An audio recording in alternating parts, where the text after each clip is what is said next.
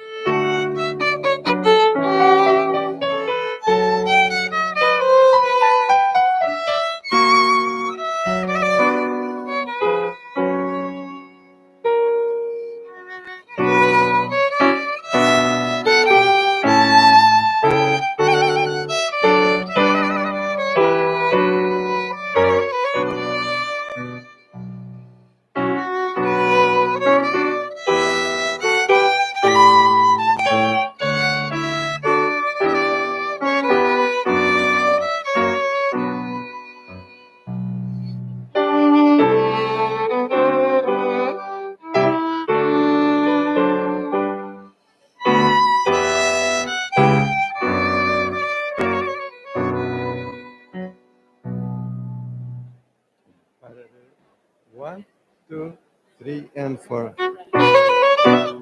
Almost ready? Sorry, didn't mean to interrupt. No, no problem, no problem. Ready? Yeah, almost ready. So you all tell Yep, she's gonna raise the baton. See the lady right at the door them. Okay. Where? Which one? with the stick With this stick. next to the lady with the long gray hair. Uh-huh. She has a cap on. The cap on. I'll be here too. That's okay.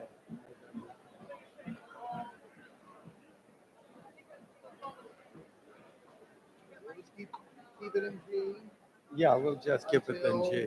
Yeah, Lydia is gonna tell us when to stop. So we're not going to go to D at all. Probably not. Okay. Just to make it simple. Right.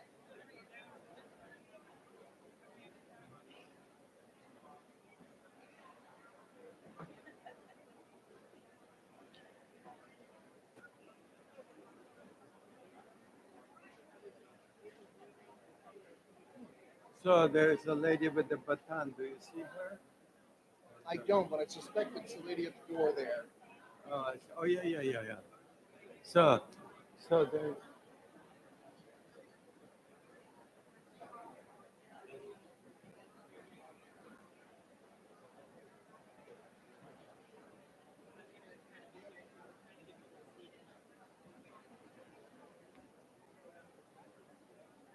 Do you want me to Is move around a little bit? No, Ready to start? no. Let's Just- yeah. This might get him to sit down. Okay.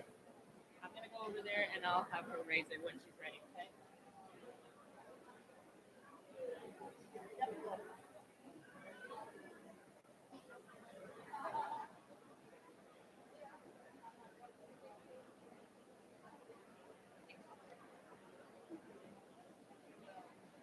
Yes.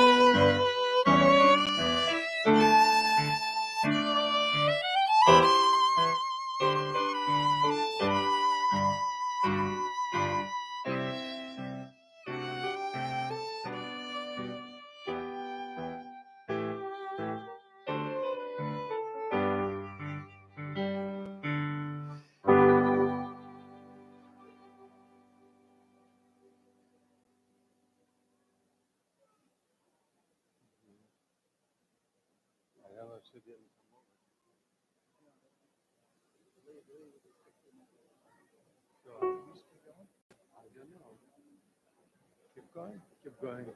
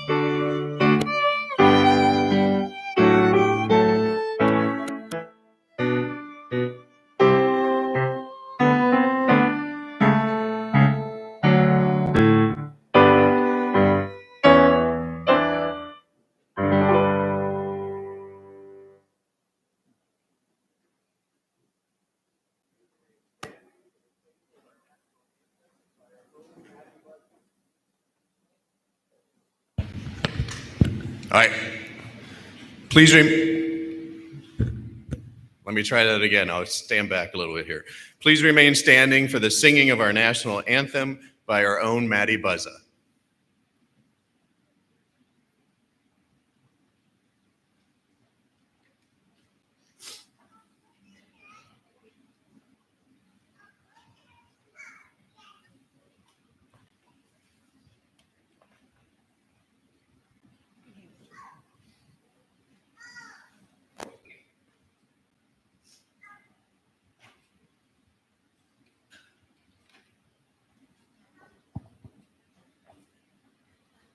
Oh, say, can you see by the dawn's early light what so proudly we hailed at the twilight's last gleaming, whose broad stripes and bright stars through the perilous fight o'er the ramparts we watched were so gallantly streaming,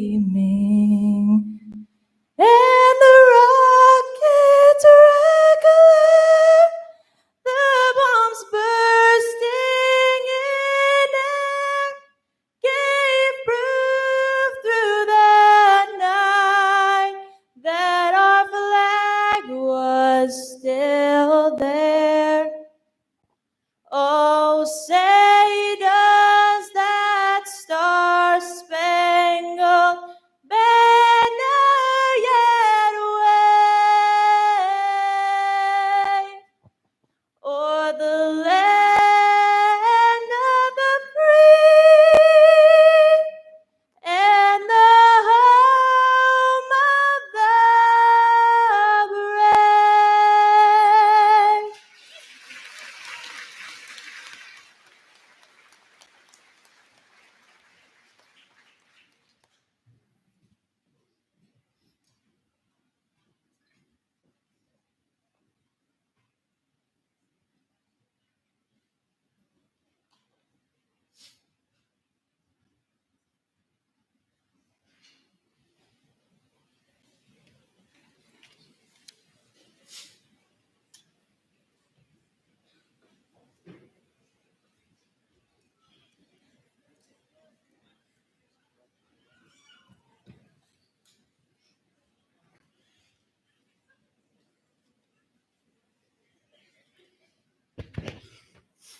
Good morning.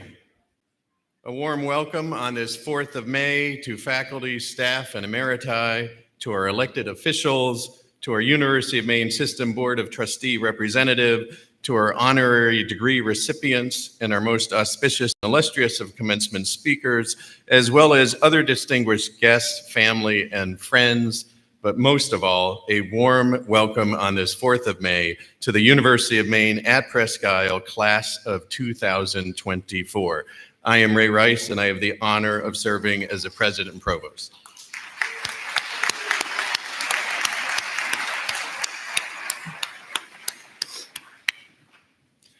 As we begin today's commencement, it is only appropriate that we acknowledge that our sites and facilities are located on the ancestral homelands of the Mi'kmaq and Maliseet nations, who are connected to the other Wabanaki tribal nations on these lands that today we collectively call Maine, the Passamaquoddy and the Penobscot, through kinship, alliances, and diplomacy. It is with great gratitude and humility that we share this land with those who have lived and worked on it from time immemorial.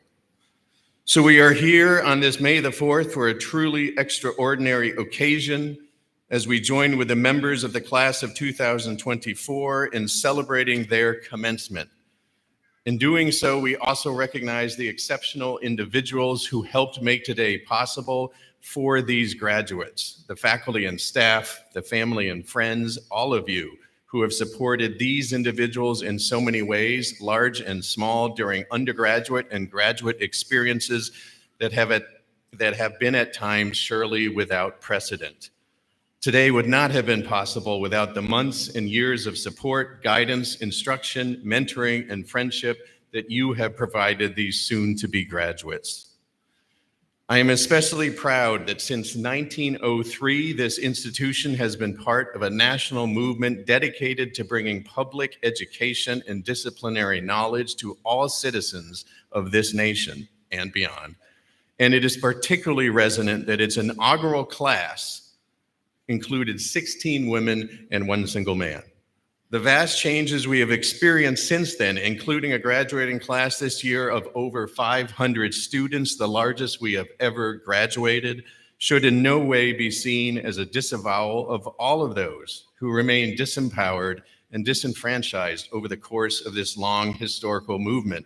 The goal for equality and representation is a continuing struggle, one that we must undertake daily through an examination of how equality has been achieved, protected, and maintained.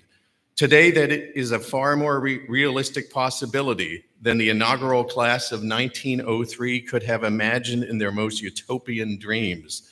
To be sure, 121 years later, today's graduating class shares values that our society needs now more than ever in response to Martin Luther King Jr.'s enjoinder that injustice anywhere is a threat to justice everywhere.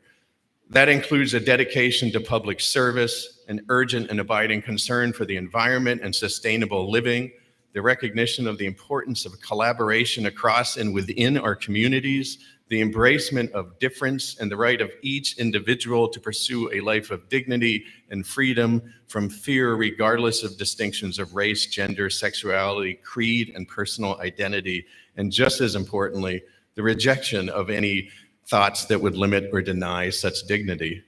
So welcome to this greatest day so far in this institution's August history, the 115th commencement of the University of Maine at Presque Isle. I would like to now introduce the members of the platform party. Audience, please hold your applause until all have been introduced. This year's honorary degree recipients, David McCrae and Kathy Pelletier, who also serves as our commencement speaker. Representing our University of Maine System Board of Trustees, Emily Kane. State Representative Joseph Underwood. State Representative Kimberly Pomerleau from Standish, who is a son-in-law graduating from our program. Donna Lisnick, Chair, the UMPI Board of Visitors. Alana Margison, the Dean of Academic Affairs. Leah Allen, the Chair of the Faculty Assembly. Sarah Coyer, the Dean of Students, and Kim Jones, Vice President of the UMPI Alumni Association. Thank you all for being here.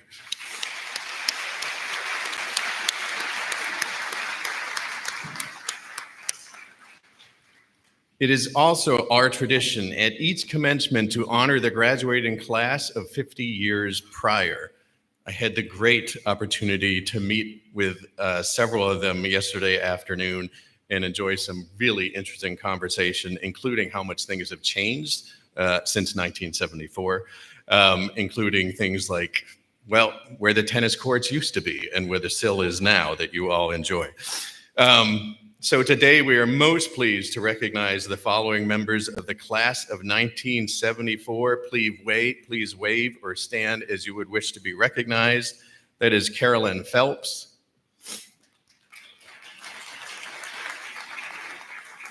Michelle Bannister. Cynthia Doan. Kim Greenleaf. And Colleen Johnson.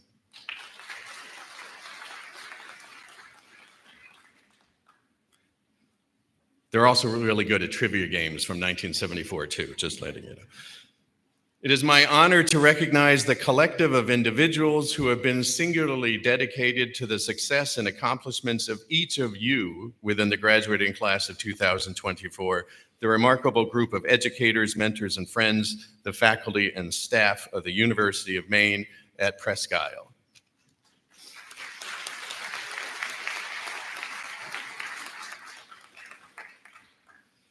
And it is my special privilege to recognize the faculty emeriti who have served with such distinction during their service to this university and remain such essential members of our community. Again, please feel free to signify your presence. Dr. Guy Gallagher, Dr. Richard Kimball, Dr. Linda Graves, Dr. Suzanne Bodette, Dr. Andrea Gorman-Gelder, Dr. Kevin McCartney, Professor Gene Cashman, Dr. Christine Standifer, and Dr. Jackie Lohman.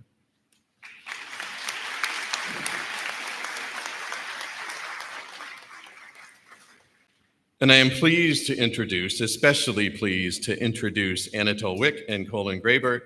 It is always wonderful to have Anatole and Colin playing with us on this day, playing our alma mater, Rise Up Presque, as composed by Ellis Paul.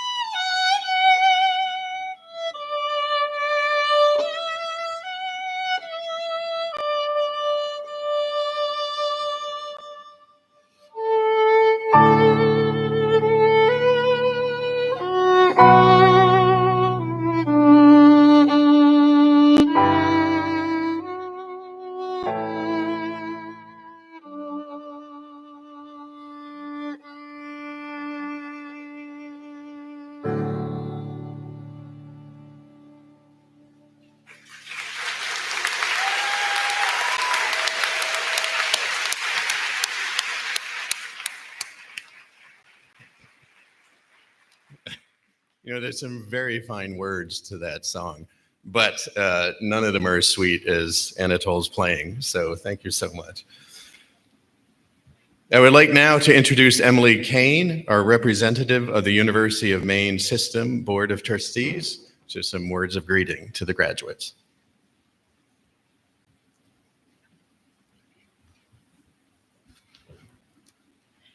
It is my great honor to bring greetings and congratulations to the soon-to-be class of 2024 from the University of Maine at Presque on behalf of the University of Maine Board of Trustees. Thank you for having me, and a special thank you to President Ray Rice for inviting me here today. It's not every day you meet a college president who is as focused on the success of his students and his campus as he is on making your experience fun and memorable. I feel very lucky to be here today, especially as we graduate the largest class in Presque Isle's history. But first, I have a question. How many of you saw the full total solar eclipse a few weeks ago? Yeah, raise of hands. Wow, okay. It was pretty cool, right? Awesome, amazing, once in a lifetime. Well, my lesson for you today, my advice for you today is about the eclipse. I live in Orono. It's not far from here. And my husband and I did some research and realized that Orono would be in 98% totality, which seemed like basically the whole thing. So we didn't have to leave home to see it. The day came, we went to Pushaw Lake, we got in our canoe, we paddled out to the middle of the lake to watch the eclipse. We had our glasses, it started happening, the lake calmed, the birds started chirping, the temperature dropped, the light dimmed, and it was amazing.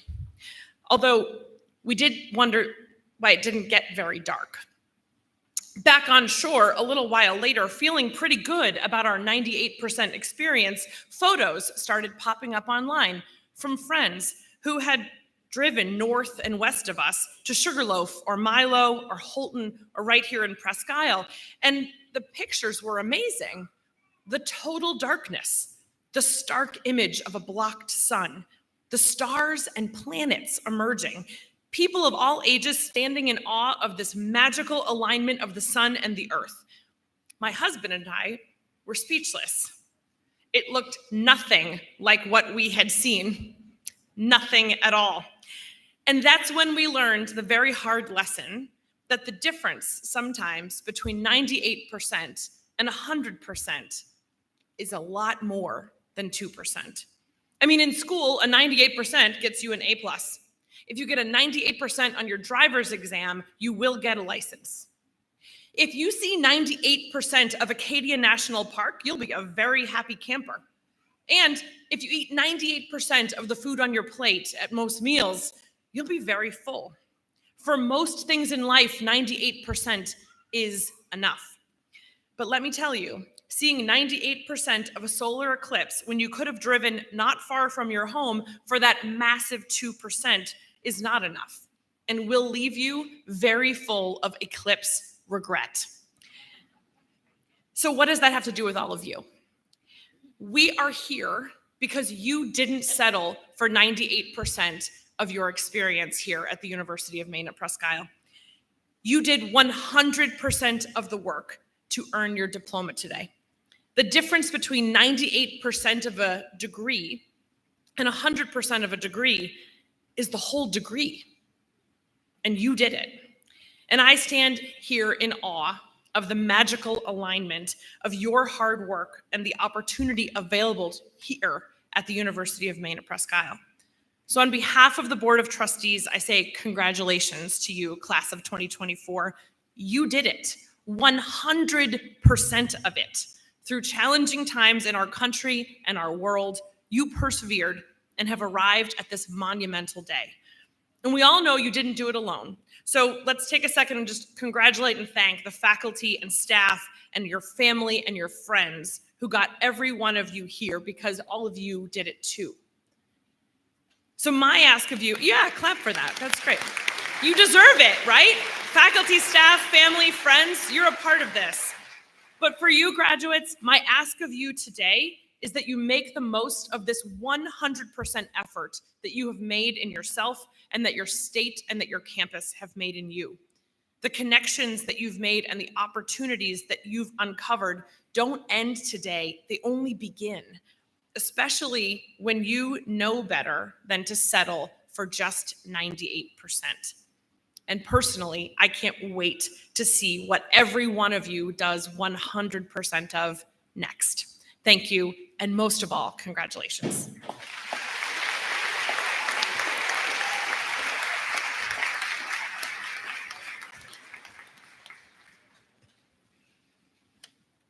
And now I will now ask Donna Lisnick, Chair of the Board of Visitors and 1986 and 1987 alumna of UMPI, to greet the graduates. Donna.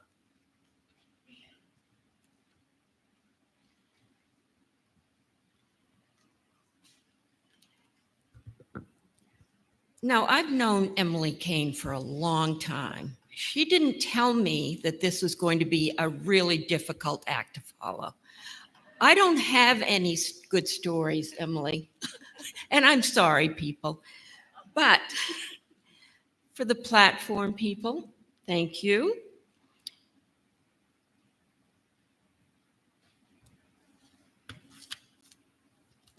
What a beautiful day we've had for a graduation. I felt very lucky as I was standing in line for quite a while outside that it was not raining. And I'm sure you felt the same way, because it could have been. My name is Donna Lisnick. I am chair of the Board of Visitors for the University of Maine at Presque. Like you, a proud graduate, like President Rice said twice, I just could never make up my mind what I really wanted to do in my life, even though at that point I was already 40. So I welcome you. I'm here today to welcome your parents also, and your friends, and of course the graduates to be, but we all worked on it, right? As you're about to receive this coveted diploma, it is so nice to see so many faces representing all walks of life and all ages. Some of you I remember from when I was at Presque High School, but that seems like an eon ago, but what it tells me is that you didn't give up. You are here, and I'm proud of you. On behalf of the Board of Visitors, I want to congratulate you for your accomplishments and wish you the very best. In case you are wondering, the main role of the Board of Visitors is to advocate on behalf and to promote the University of Maine at Presque. We do this because we believe this university offers opportunities for students to become success stories in our community.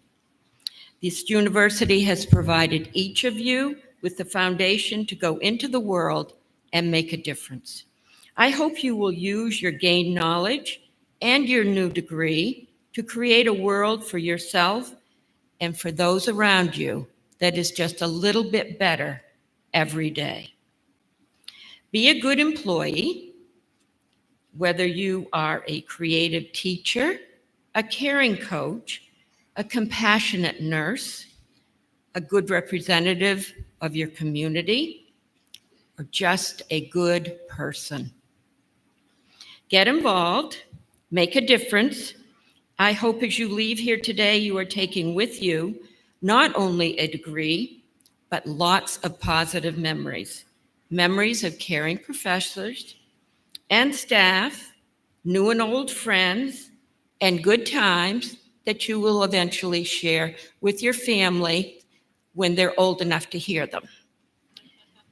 Again, congratulations, good luck, and don't forget to thank all of those who supported your long journey. Congratulations.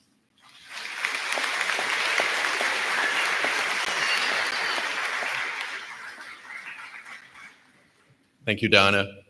I now invite Leah Allen, Dr. Leah Allen, Chair of the Faculty Assembly, Associate Professor of English, to bring greetings from our faculty.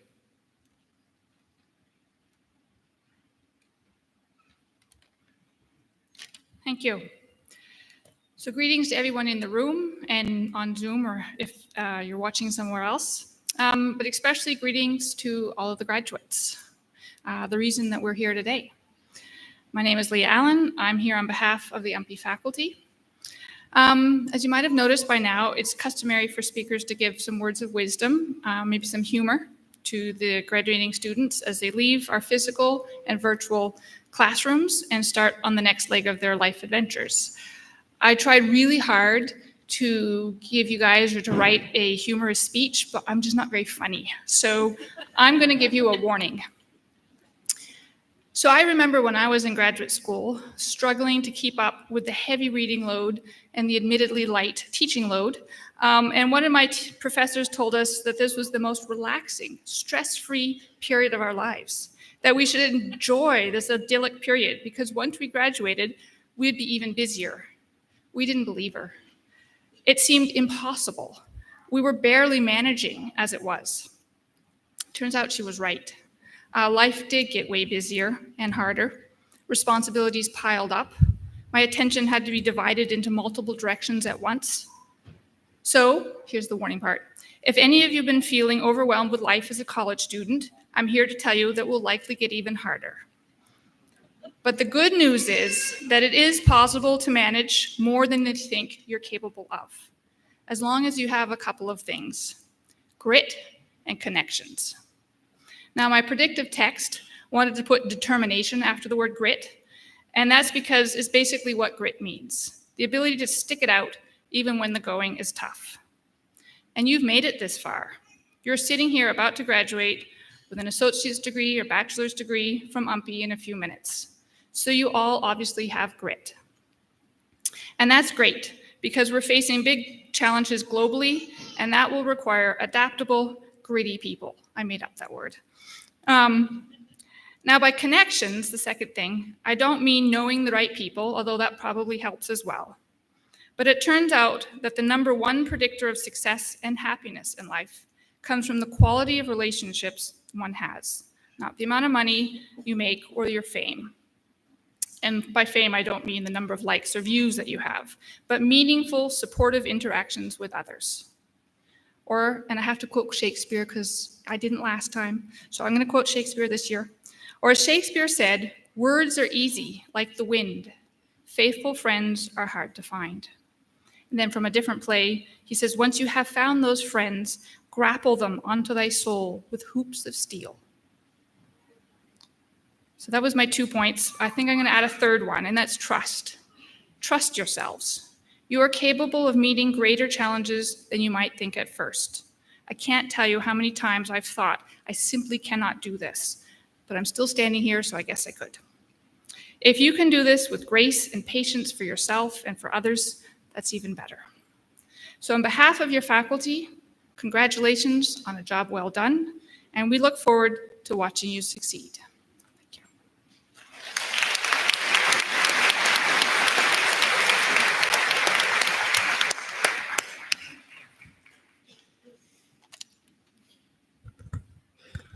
It is now my great pleasure to introduce this year's commencement speaker, Kathy Pelletier. I'm also going to ask the social scientists on the faculty to figure out statistically it will be more difficult for you or less difficult for you and what percentage will be which. So they'll do a study about that and we can present that information for you. So it's now my great pleasure to introduce this year's commencement speaker, Kathy Pelletier. A nationally acclaimed author and a county native, Kathy Pelletier has been entertaining readers and audiences since she was able to hold a pen. Ms. Pelletier, or Kathy as most everyone knows her, was born and raised on the banks of the St. John River in Allagash, Maine. We are proud to call her a daughter of a rustic. During her career, Kathy has not only been featured by the likes of the New York Times Book Review and Vogue magazine, but also has received praise from some other pretty exceptional writers. Stephen King, Richard Russo, Fannie Flagg, Kurt Vonnegut, just to name a few. Kathy is the author of 16 books and continues to surprise and delight her loyal fans with the characters she brings to life and the hilarious and heartbreaking stories she weaves. She hit the literary scene in a very big way with her first novel, The Funeral Makers, which was published by Macmillan in 1986 and has not looked back. She has won major writing awards, had books published into more than 20 languages and adapted into television films, written songs, collaborated with country music legends, and made international literary news when she earned a $1 million advance on one of her books. In her restless pursuit of the next adventure, she has explored many other mediums, including TV shows, children's books, and screenplays. In fact, producer Gabriel Tana has optioned The Funeral Makers for a major motion picture, slating Doug Liman to direct. Think The Bourne Identity, think Mr. and Mrs. Smith, think Edge of Tomorrow, in which Tom Cruise dies like 100 times in one film. That's awesome, right? Doug Liman. And Kathy to adapt. Seeing this book on the big screen is something Madagash fans like ourselves and the Rice household have long waited for. We're keeping fingers and toes crossed for more news on this front. As famous as she is and as far-reaching as her projects are, Kathy Pelletier is also an incredibly down-to-earth, passionate about making real human connections, and I'm honored to say a great friend to this institution and to us.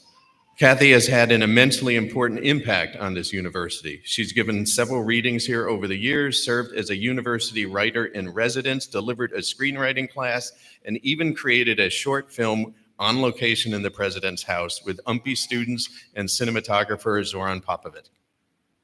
Today, we add serving as UMPI's graduation speaker to this list. I present to you now storyteller, truth seeker, and champion of the written word, Kathy Pelletier.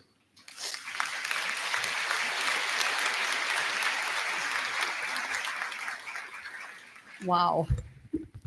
Good morning, President Rice, distinguished guests, family and friends, and most importantly, the graduating class of 2024. What an honor to be back on this campus, asked to deliver such an important address on such an important day. I have said many times that the best teaching experience I have had on any campus in almost 40 years was on this one. And that's thanks to many people here today, mostly to the late Don Zillman and his wife, Linda. Those of you who knew President Zillman will miss him. And those of you who didn't know him, I hope you meet up with educators, with human beings who are very much like him. They'll enrich your lives. So welcome to all of you here in the audience who are graduating today, and those of you graduating but not with us.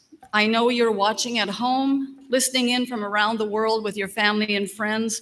Welcome to your campus in Northern Maine. People often expect me to give funny speeches because my novels have humor in them, but they also have tragedy, just as the world is filled with both. It's always amazed me as a writer who ponders the human condition, that the human brain, which conceived of a concept so perfect as love, also conceived of hatred. You know by listening to the news each day that much of the world lives in upheaval and unrest, to say the least. Each day, there are men, women, and children who struggle to survive, to elevate themselves, to give new meaning to their old lives. in a place that's filled with warfare.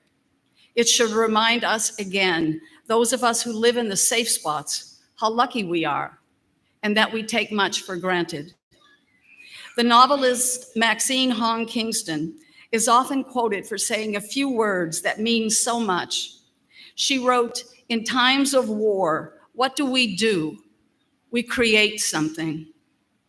Some years ago, a journalist friend said to me something that I've never forgotten. It was the early 1980s, and he had just returned from doing a story in Nicaragua where a revolution was taking place. He said, "Do you know that I met soldiers down there who fight with volumes of poetry in their hip pockets?" I never forgot that. In this country, where there are eruptions of violence, yes, but no war, poetry struggles to stay alive. With freedom of speech, it's as if poetry isn't needed anymore. Those of us lucky enough to live in the safe spots, to rise each morning to coffee and fresh orange juice and hummingbirds at our feeders, wondering who the bachelor gave his last rose to or who got kicked off the island. Do we create nothing? Or is it our obligation to create twice as much? I don't mean that we should create novels or paintings or invent things, but we could create our lives by broadening them, expanding them. However we ended up in this relatively safe neighborhood on the planet Earth, whether you believe it was by divine intervention or the luck of the draw, we owe it to ourselves to learn all we can about the world we live in. Over the centuries, we human beings are known for wars and inhumanities because that's how history often remembers us. But we've also done some incredible things. We've crossed oceans. We've built magnificent buildings. We've cured diseases. We gave the world Confucius, Omar Khayyam, Leonardo da Vinci, Shakespeare, Mozart, Pablo Neruda. We've gone from carving bison and hunters on cave walls by firelight to Michelangelo and Vermeer, to Goya and Van Gogh. We put men on the moon. When I was writer in residence at another college a few years back, I took my class out on campus. It was a cold evening in February, our words coming out in puffs of breath on the chilly air. I wanted them to watch as the International Space Station passed overhead. And yes, it was a writing class. A couple students knew all about the station. Many had never heard of it. Some had seen it, but thought it was Jupiter floating across the sky. And then we saw it coming across the heavens, mythical, 250 miles up, carrying 6 astronauts, 6 fragile human beings, lit up by reflected sunlight for the world to see. I said to my students, we did that. Human beings did that. Now and then, we need to be proud of ourselves, despite all of our wrongdoings. Do I have a photo here somewhere? Oh my gosh. Oh, there you go. I know you may not see this well in the audience, I was told, but I think you're going to see it better streaming. This photograph is taken by NASA's Voyager 1 spacecraft on February 14th, 1990. It had just passed beyond Neptune, 3.7 billion miles beyond our sun, 6 billion kilometers.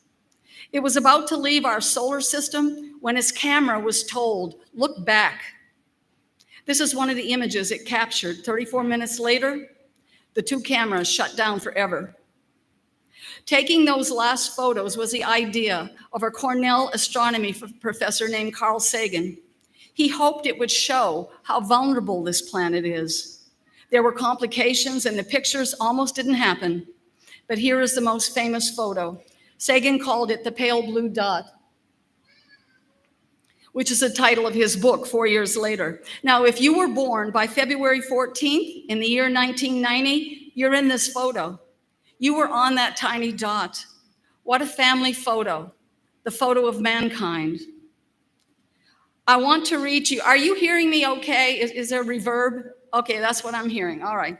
I want to read to you words written by the late Carl Sagan, who died in 1996. Some of you are very familiar with them. They're too wonderful for me to paraphrase. Here is what Sagan wrote. Look again at that dot. That's here. That's home. That's us. On it, everyone you love, everyone you know, everyone you ever heard of, every human being who ever was, lived out their lives. The aggregate of our joy and suffering, thousands of confident religions, ideologies, and economic doctrines, every hunter and forager, every hero and coward, every creator and destroyer of civilization, every king and peasant, every young couple in love, every mother and father, hopeful child, inventor and explorer, every teacher of morals, every corrupt politician, every superstar, every supreme leader, every saint and sinner in the history of our species lived there on a mote of dust suspended in a sunbeam. The earth is a very small stage in a vast cosmic arena. Think of the rivers of blood spilled by all those generals and emperors so that in glory and in triumph, they could become the momentary masters of a fraction of a dot. Think of the endless cruelties visited by the inhabitants on one corner of this pixel on the scarcely distinguishable inhabitants of some other corner. How frequent their misunderstandings, how eager they are to kill one another, how fervent their hatreds. So while we are here on this marvelous ball that carries us around the sun, let's spend our time well. You see often on Facebook, happy birthday, another trip around the sun. Well, remember what that means. It means you have traveled at a speed of over 67,000 miles an hour. That's 30 kilometers a second, a path that covers nearly 600 million miles, 940 million kilometers. That makes us all frequent flyers. Imagine the air miles. Be amazed at the world you live in. If you write on Facebook, I love you to the moon and back, which I have seen so many times, know what that means. Round trip, that's 500,000 miles. So that's definitely a lot of love. You graduates who were born into this world of social media and the latest technologies, you have a lot of information at your fingertips that my generation didn't have, but you also have a huge burden. Every generation has had a burden. Every generation has been reluctant, even frightened of new technology. I have read, and I assume it's true, but I haven't checked it yet, that when Gutenberg invented the printing press around 1440, the invention of movable type goes 1,000 years back to China, but Gutenberg's printing press was history-changing. Books could be printed and made accessible for the first time ever. It became the revolution of information being passed around. Never mind the fact that if you think about it, only the rich and royal people could afford books or could read. But listen to this. The great fear of the day was that people would sit with their faces in books and not talk to each other. It would be the end of society as they knew it. I stumbled upon another item while researching a book some years back. An 1819 issue of the New Monthly magazine listed the most important inventions and discoveries of our times. One was the kaleidoscope, that tube that you can peer into and see mirrors reflecting colored glass.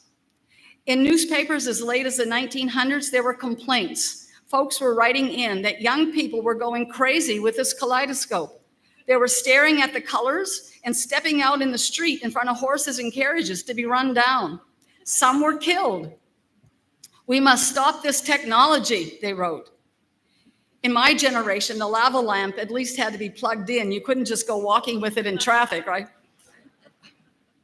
Puerto Rico, in a 1908 paper I found, was warning that if the Model T car, the first to the island, was allowed to roll down from a ship and go ashore, civilization would crumble. More cars would come. They were right.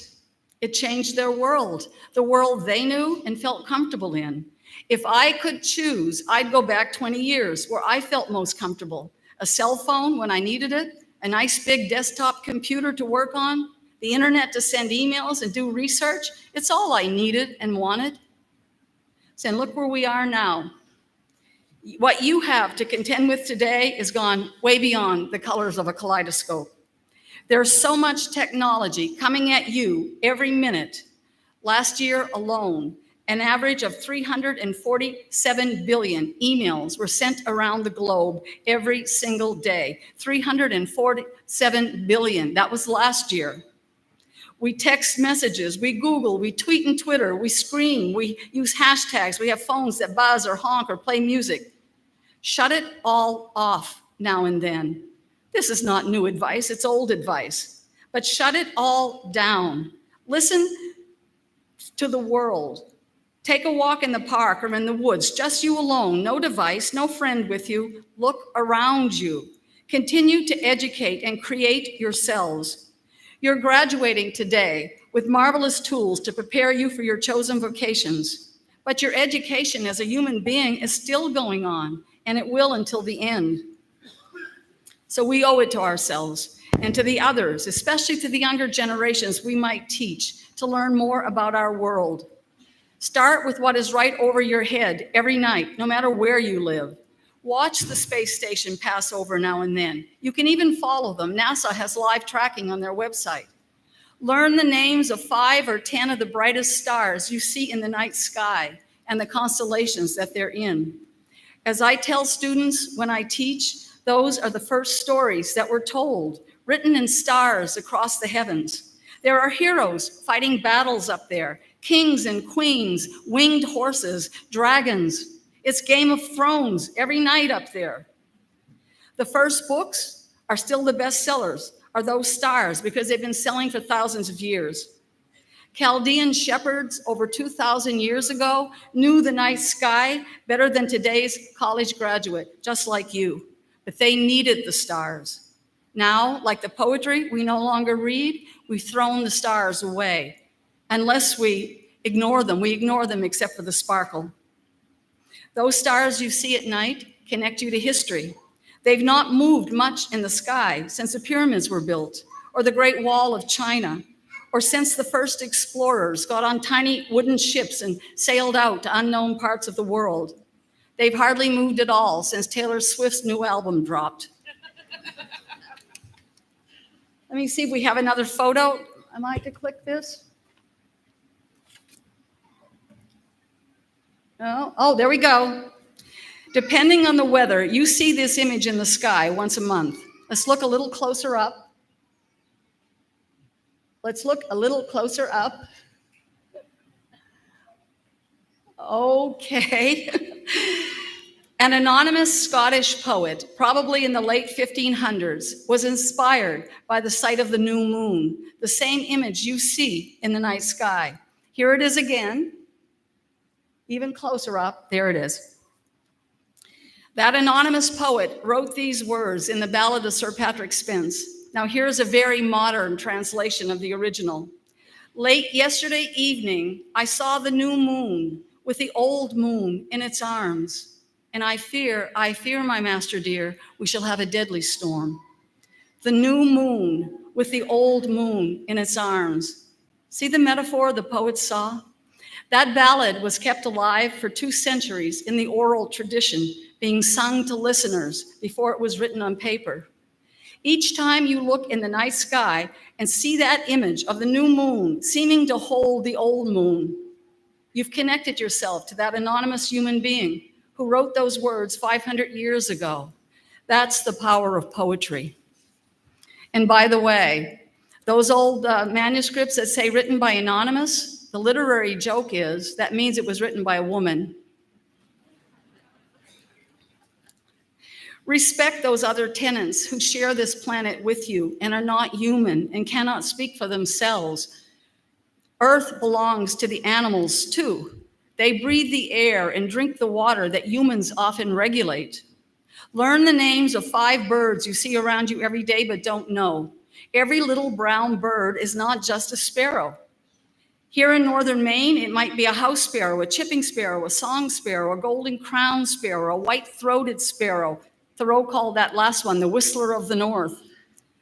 Trust me, these different sparrows are in my backyard almost daily, so you can find them here and in many states. I was born and raised in one of the last wilderness areas in this country, but I was in my early 30s before I started learning that every little brown bird isn't just a sparrow, or every black bird isn't just a blackbird. Learning the names of a few birds in your environment has expanded what you knew of the world. It's a bigger place now. Wildflowers grow all around your lives in cracks and crevices, not just in fields and meadows. If you pass wildflowers growing and don't know what they are, find out. There are apps you can buy now that identify almost anything you can photograph. Knowledge is at your fingertips. Here's something many of you don't want to hear, even from a nature nut. If you can, watch a spider build a web some evening. Orb weavers, they build those intricate doilies as if made of lace. They do this around you every night. Of the 3,000 species of orb weaver in the world, all are harmless. The architecture and how they work is astonishing. Henry David Thoreau once wrote, "The question is not what you look at, but how you look and whether you see." If you just can't watch a spider build a web, go on YouTube. I'm sure there are videos on there. But this knowledge of nature brings with it a knowledge of self, because you're a part of this complicated tapestry. You share the world with these other living things. That's a gift that you can pass on to your children and grandchildren, a special heirloom. I like studying moths, some of which have magnificent colors and huge wingspans, but moths fly by night. They run with the wild crowd, and as a result, they have bad reputations. So let's talk about butterflies. You see them almost every day in the summer. Do you know any name? In this part of the world, monarch butterflies are common. If you decide that the next Maine winter is too cold for your survival, would you be able to take off from mountains in Mexico without a vehicle or GPS or an atlas or a credit card or a phone? A journey of about 3,000 miles. Monarch butterflies do that every year. Think about it. I don't know anybody who could do that. So those of you listening in from other countries and around the world, I can only imagine the amazing birds and butterflies and flowers you have in your environment. So look with new eyes and hear things around you. If we take the advice of Maxine Hong Kingston and create during wartime, we need to honor those people who fight every day for their lives. Imagine what they would give for the peaceful time we spend daydreaming at a fast food drive-thru. Use well the peaceful minutes you've been graced with because of where you live. But live your life to the brink, regardless of your age. Create yourselves, but have fun doing it. I'm still having fun, but I envy the years that many of you have left. Use them wisely. Don't squander them. In ending, I want to mention you graduates who are listening where you are right now, because this is such an important day in all your lives. Do we have the map? There we go. Alabama, Arkansas, Arizona, California, Colorado, Connecticut, Delaware, Florida, Georgia, Illinois, Kansas, Kentucky, Louisiana, Massachusetts, Maryland, Maine, Michigan, Missouri, Mississippi, North Carolina, New Hampshire, New Jersey, Nevada, New York, Ohio, Oklahoma, Oregon, Pennsylvania, Rhode Island, South Carolina, South Dakota, Tennessee, Texas, Utah, Virginia, Vermont, Washington, Wisconsin, West Virginia. That's amazing. And, there it is. Neighbor to the north, where I've lived over 8 years in 3 different provinces. There are graduates here in the audience today, but the others are in Ontario, Saskatchewan, Alberta, Quebec, British Columbia, Prince Edward Island, Nova Scotia, New Brunswick, and around the world. There are students graduating today from Australia, Belgium, China, Czechia, Czech Republic, Spain, Great Britain, Hong Kong, Japan, Pakistan, Saudi Arabia, Singapore, and Uruguay.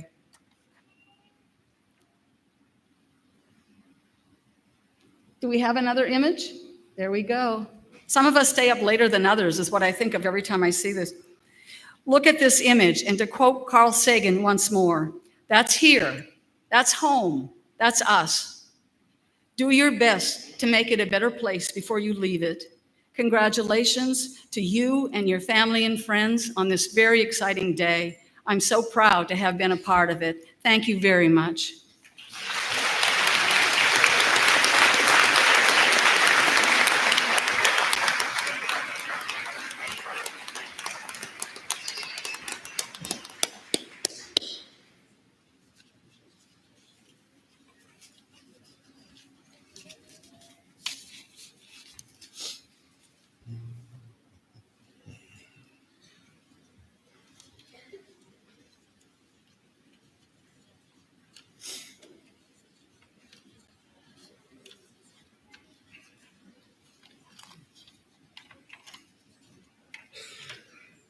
I will admit, I am still struck by Kathy's reading of where everyone has come from this day and where you came from, whether in this country or far beyond this country, and just a reminder to all of us how small our world is and how important each of us is. So again, my thank you to Kathy Pelletier, your speaker this day. Thank you, Kathy.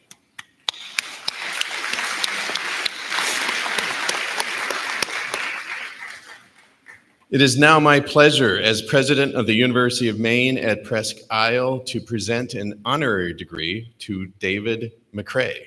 David, will you please stand and step forward? Perfect.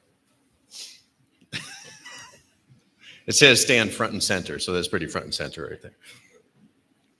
The citation reads thus: David H. McCrae, champion of community service and lifelong education. You are commended today for your service to the people of Aroostook County and your untiring efforts in support of local education. As a dedicated public servant, you have spent more than half a century impacting the lives of local students, community members, and citizens throughout the state of Maine. During your 48 years of service in the Fort Fairfield school system, you touched the lives of many students, whether it was in biology class or bravely in the passenger seat of a car during driver's education lessons.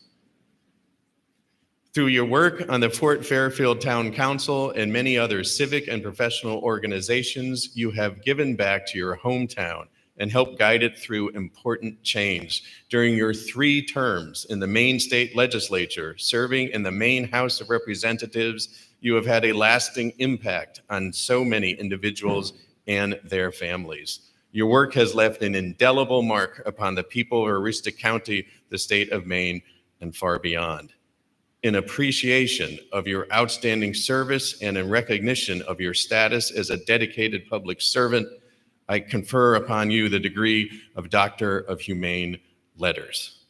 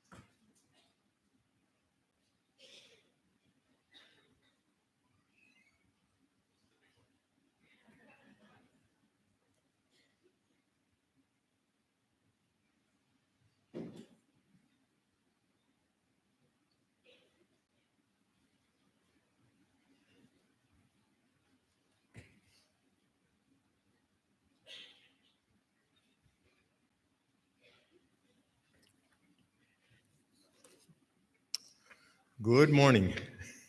I guess my first real words would be wow. As President Rice was saying his words, it struck me that these were the kinds of things that somebody might say at my funeral. So it's good to hear them.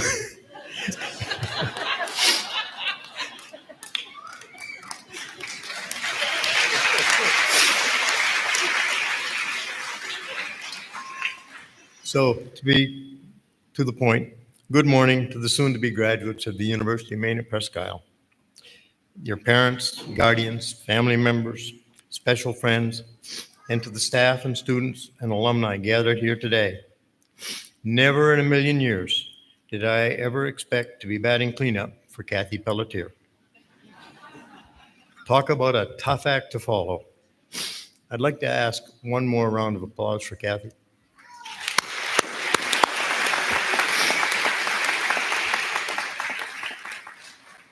First, I want to share with you how humbled I am to receive this honor.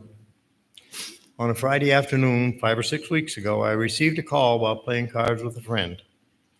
I didn't recognize the number, but answered anyway, fully expecting to abruptly hang up on whatever invading telemarketer or car warranty salesperson was calling.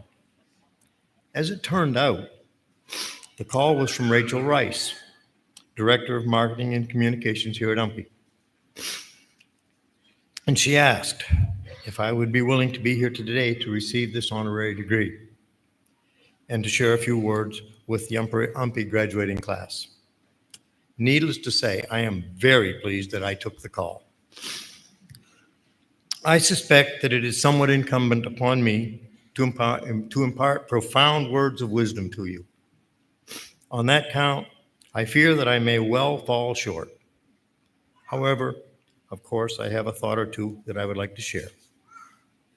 Throughout my life, I have been blessed, or perhaps cursed at times, with the desire to be busy nearly all the time. This desire has been fueled with an equally strong sense of curiosity, something that I attribute to my mother, Alice Jones McCrae. That being said, I also possess an innate need to feel that the endeavors I am involved with somehow make things a bit better for myself and especially within the lives of others. While I wish I could be here today telling you that I was an incredibly successful student in high school in Fort Fairfield, or as an undergraduate here at UMPI, the former Aroostook State Teachers College, that wouldn't be entirely accurate. While I did well enough, I did not fully dedicate myself in the way that I perhaps should have or was capable of. With the hindsight of some maturity, in the mid-'70s, I enrolled in a UMO outreach master's program here at UMPI. Being more secure, more mature, and focused, I worked exceptionally hard and frankly did quite well. I think I had always realized that I was intelligent enough to receive excellent grades, but I had never fully applied myself to receive those grades and to find out if I really could do it. This experience was pivotal in my life, providing me with not only a boost in self-confidence, but perhaps more importantly, the realization that with desire, curiosity, and perseverance, reaching one's fullest potential is truly attainable for almost everyone. Whether I was picking potatoes on my grandfather's farm at age 5, digging and collecting insects out of a rotten log out in our backwoods at age 8, pulling mustard weeds in potato fields at age 10 or 12, caddying at the Aroostook Valley Country Club in my early teens, working in my parents' hardware store in my late teens, painting houses in the summers, teaching science in Fort Fairfield for many years, being on the town council in Fort Fairfield for some 15 years, and serving 6 years in the Maine State House of Representatives, or now returning to the Fort Fairfield Middle High School to help by substituting many days per week. I have remained active, engaged, encouraging, and curious. The spark that has kept me going over the years is the realization that the pursuits that I have been involved in have made not only my life more enriched, but hopefully have likewise enriched the lives of those I've connected with along the way. Personally, I can think of no greater legacy to leave than making other people's lives and experiences somehow better, more enriched, and maybe even more meaningful. In closing, I encourage the class of 2024 to consider the degree to which you can change your world and the people in it by becoming and remaining actively involved over the course of your lives. Even the smallest of your impacts on the world can have immeasurable, far-reaching results. Again, I offer my sincere congratulations on your graduation and thank you for allowing me to be part of your big day.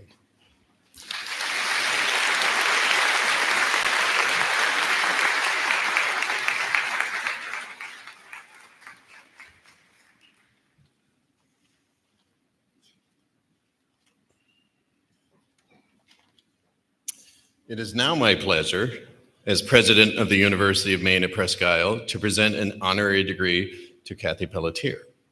Kathy, will you please stand and step forward, front and center. Kathy Pelletier, author and proponent of the arts. You are commended today for your work to culturally enrich the lives of people in Maine and around the world.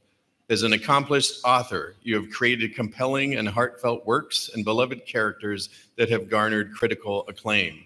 The 16 books you have written, starting with The Funeral Makers, have taken readers from the fictional small town of Madagash to Pamplona, Spain, to the skies on an expedition that changed how we look at the universe.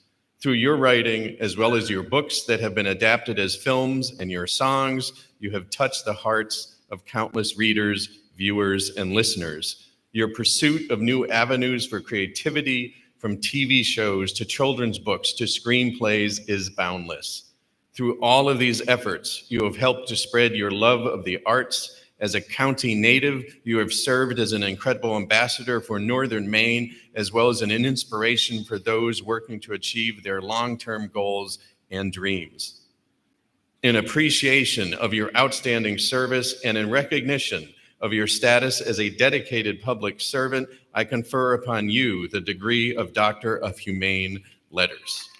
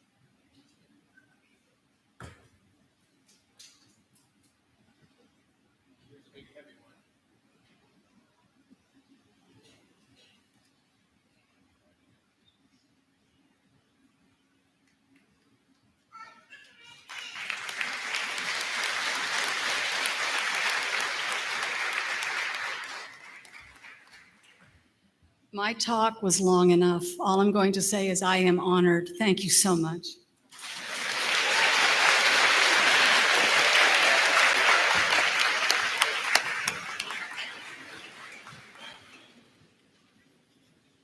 Okay. We'll now have a 15-minute break before, I'm joking.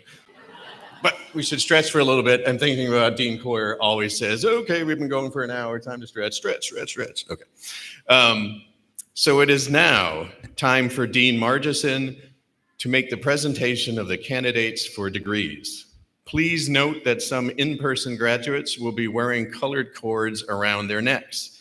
Gold for summa cum laude, blue for magna cum laude, white for cum laude, red, white, and blue for a military veteran, and blue and gold combined for the senior class gift.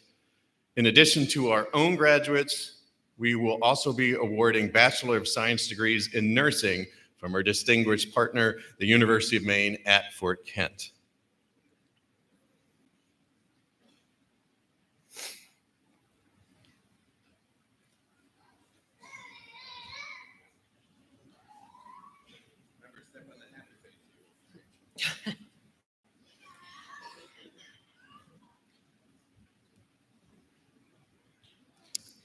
Members of the audience, we request that you do not take photos during this time, as there is a professional photographer on site. Graduates, you will be given your wings after you receive your diplomas and exit down the ramp.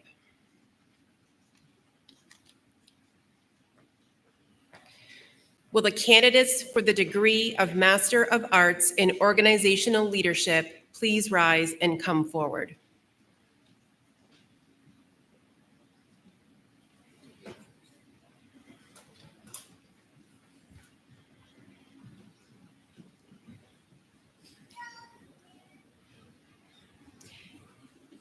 Amy Evelyn Markwart.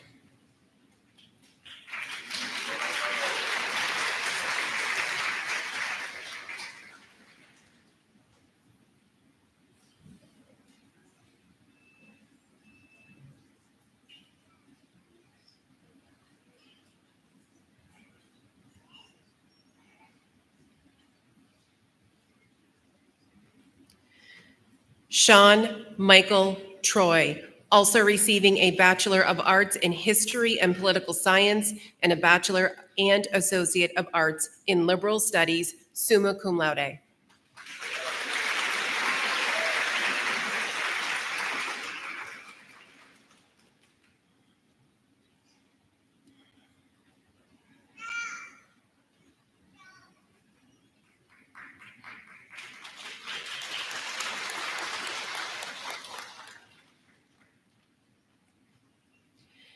Barrett William Morrow.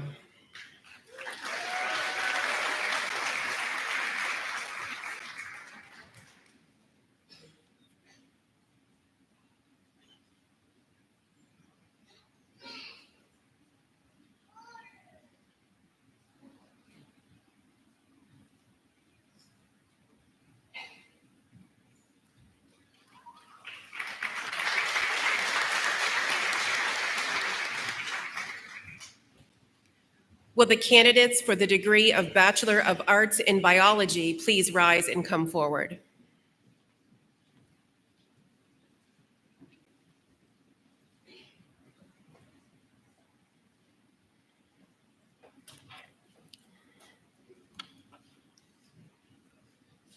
Shelby Rena Shea.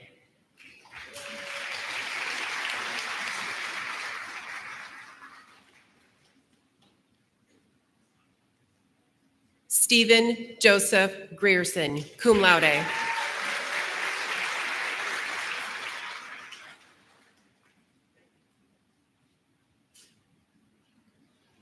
Preston Lois Gibson, cum laude.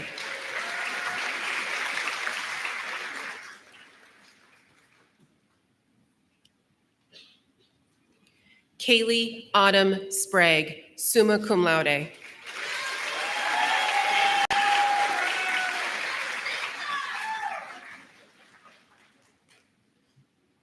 Will the candidates for the degree of Bachelor of Arts in Business Administration please rise and come forward?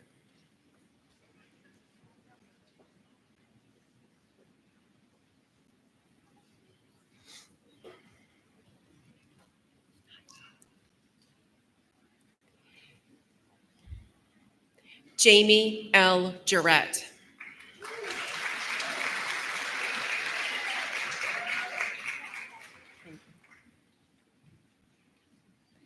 Ayana Lynn Caswell.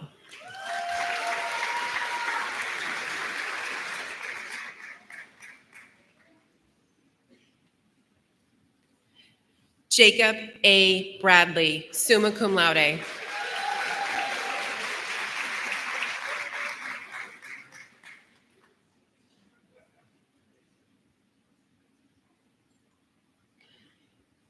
Chandler Neil Engel, magna cum laude.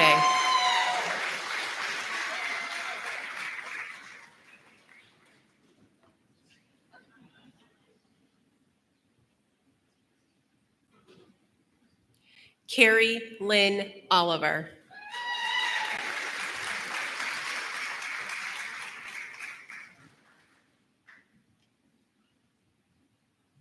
Heather Culper, summa cum laude.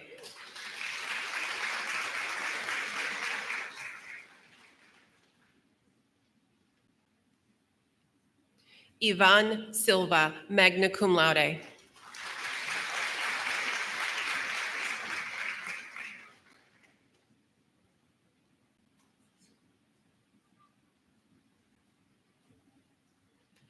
Kirk Ryan Powell, summa cum laude.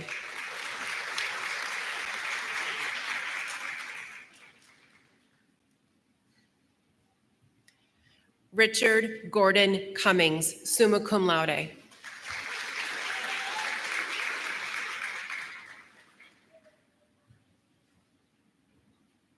Jake A. Stevens, magna cum laude.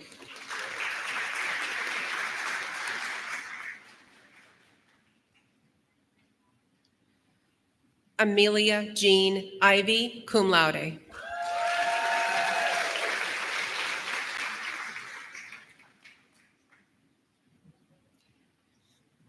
Caleb Anthony Wieden, cum laude.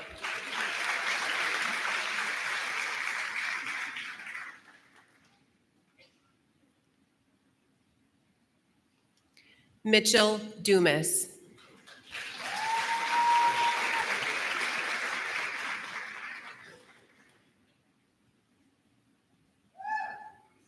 Niden Zampini Reed, magna cum laude.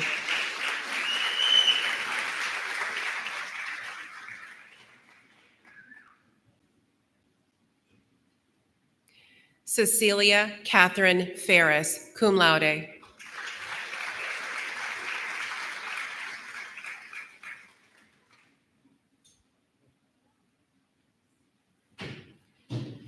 Spencer Pignoloso, magna cum laude.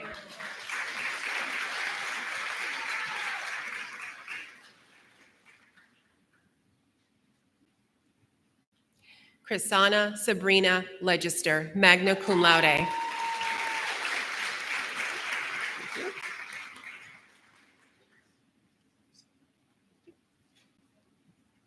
Trenton Todd Zano, magna cum laude.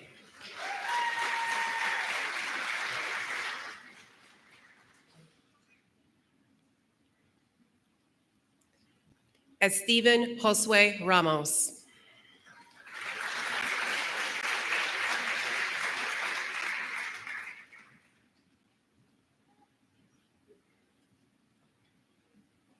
Jonathan Ray Guimond, magna cum laude.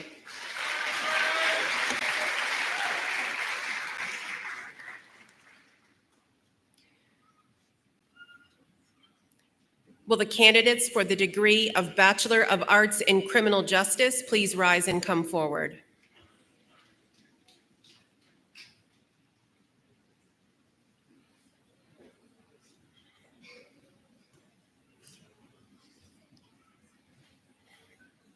Christopher Matthew Parent with a second major in psychology, cum laude.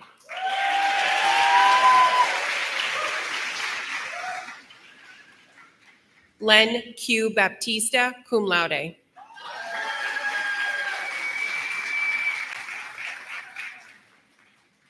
Will the candidates for the degree of Bachelor of Arts in English please rise and come forward?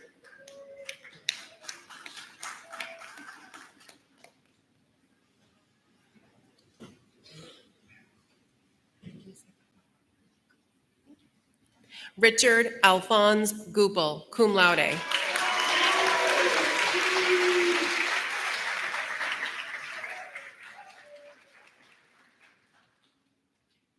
Sarah Marietta Harris.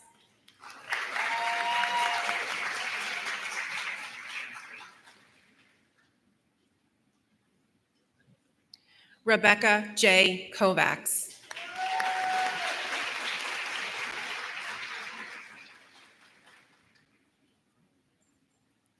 Will the candidates for the degree of Bachelor of Arts in History and Political Science please rise and come forward?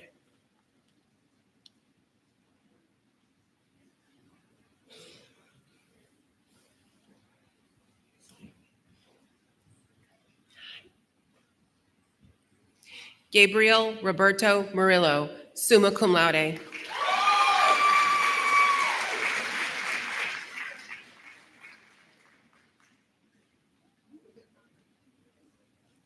Marin Elizabeth Moore.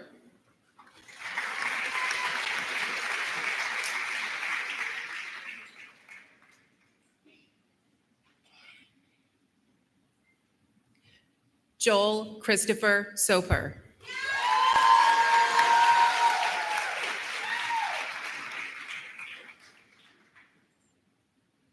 Will the candidates for the degree of Bachelor of Arts in Psychology please rise and come forward?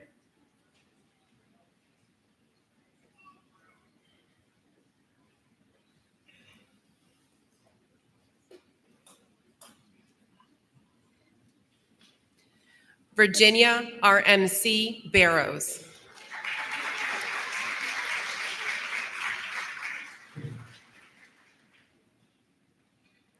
Emily Rose Redmond, cum laude.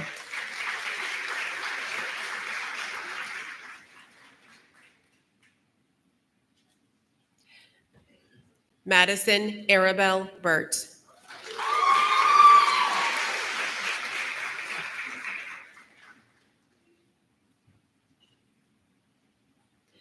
Heather Ray Harvell.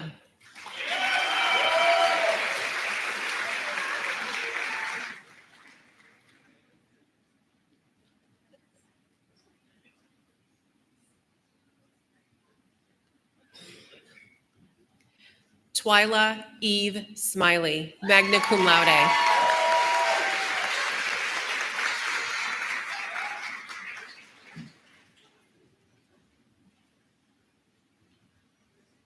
Alondra Stephanie Lopez Aquino, magna cum laude.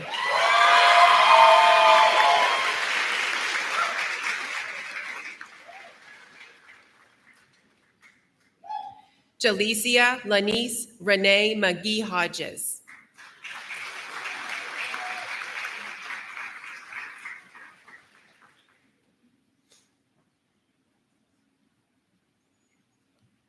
Rachel Amanda Billings, summa cum laude.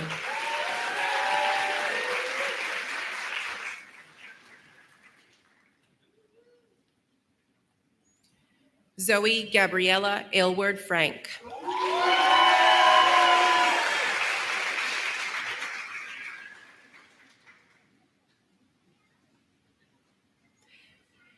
Megan Olivia Lee Collins, cum laude.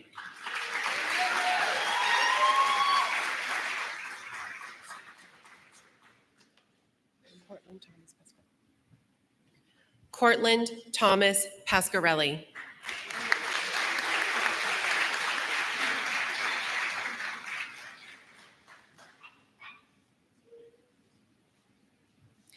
Will the candidates for the degree of Bachelor of Fine Arts please rise and come forward?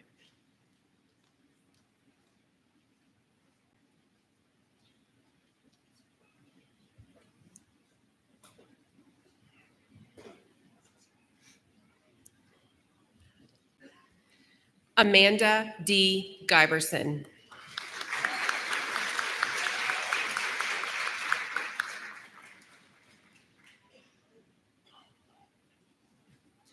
Lila Chase McCrum, cum laude.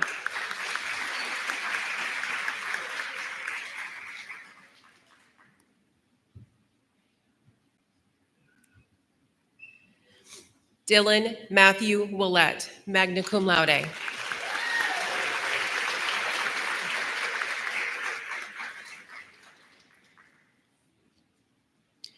Will the candidates for the degree of Bachelor of Liberal Studies please rise and come forward?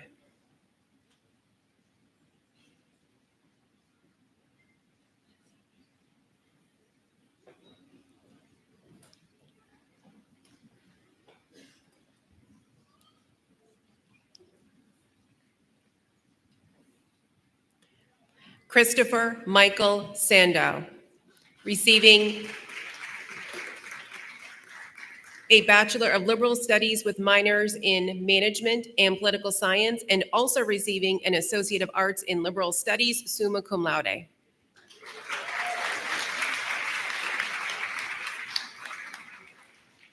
Laura B. Ebersol, Bachelor of Liberal Studies with a minor in Management, summa cum laude.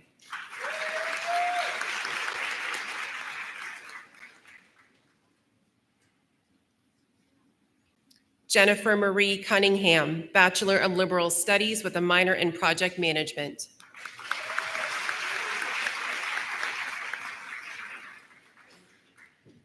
Holly Beth Brown, Bachelor of Liberal Studies with a minor in Educational Studies, summa cum laude.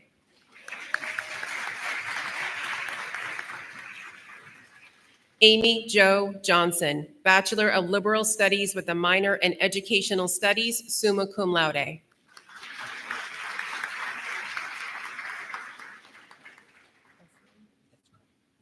Elcian R. Torres Jr., Bachelor of Liberal Studies with a minor in Project Management, summa cum laude.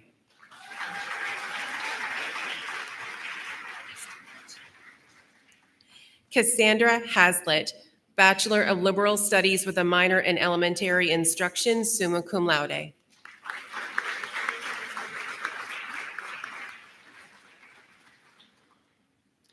Michael John Licata, Bachelor of Liberal Studies with a minor in Management, summa cum laude.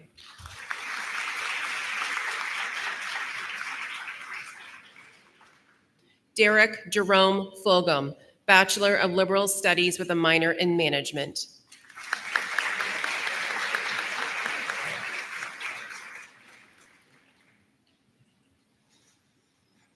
Will the candidates for the degree of Bachelor of Science in Agricultural Science and Agribusiness please rise and come forward?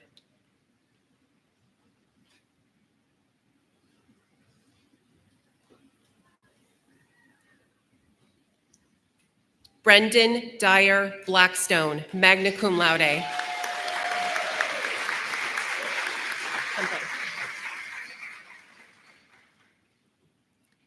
Gavin Jack Hemphill, summa cum laude.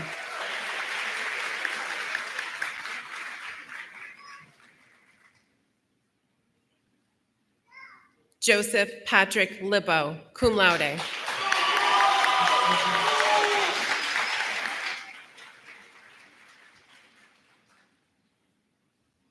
Will the candidates for the degree of Bachelor of Science in Computer Science please rise and come forward?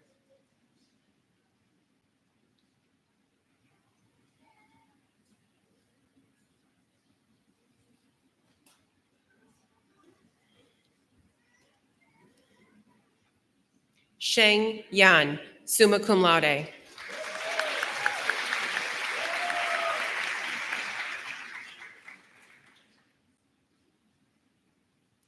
Caleb Timothy Ames, cum laude.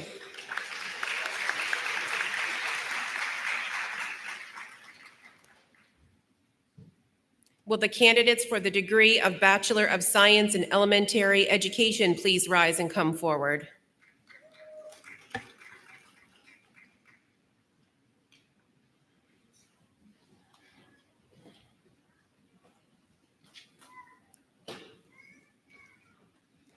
Paige Anna Espling, cum laude.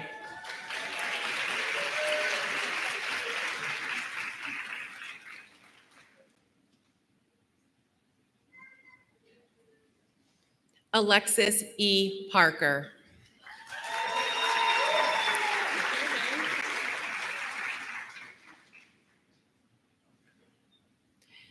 Gracie Paige Giberson, magna cum laude.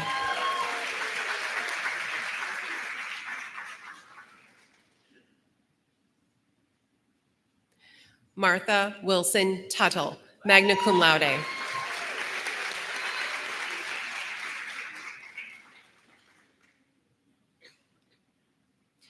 Samantha J. Folsom, magna cum laude.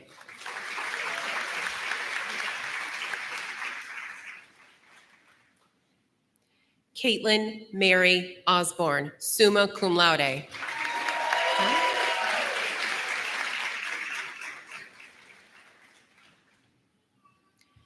Krista Rose Michaud, magna cum laude.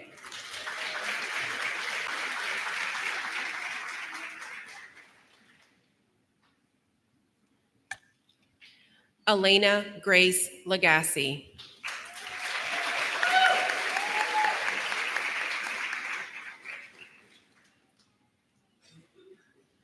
Allison Christine Pictou.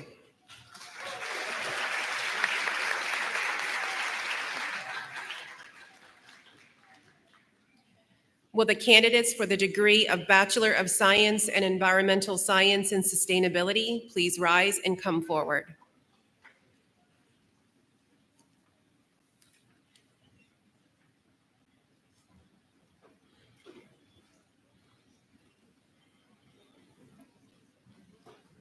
Ian Michael McCrae.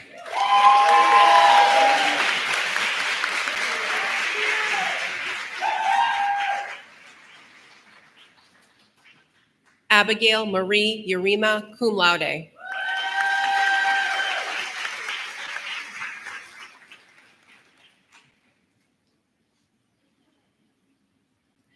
Delaney Wynn Anfinson.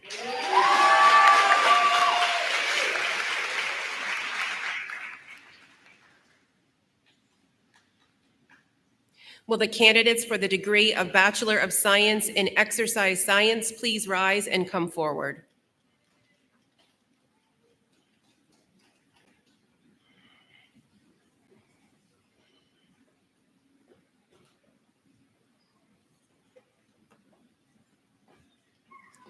Joseph Michael Blake, cum laude.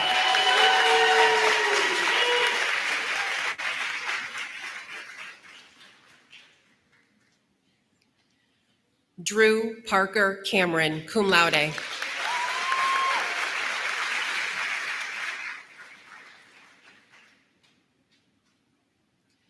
Campton John Tinkham.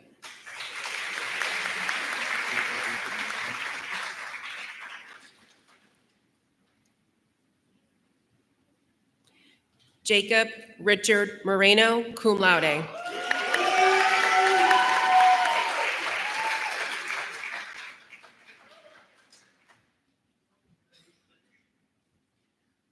Marissa Ann Havey, magna cum laude.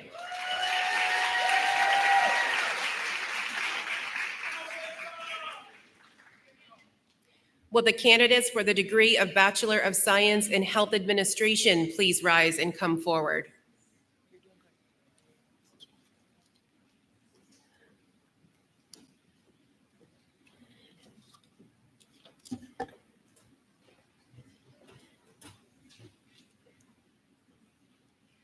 Julie Ann Parks, cum laude.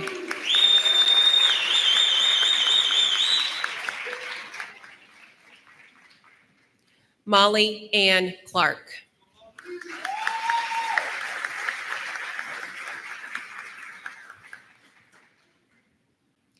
Will the candidates for the degree of Bachelor of Science in Nursing, degree awarded from the University of Maine at Fort Kent, please rise and come forward?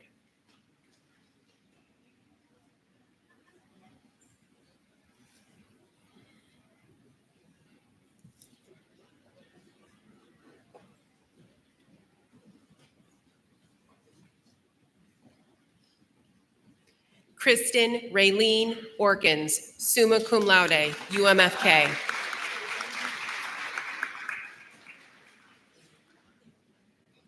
Brianna J. DeLong, summa cum laude, UMFK.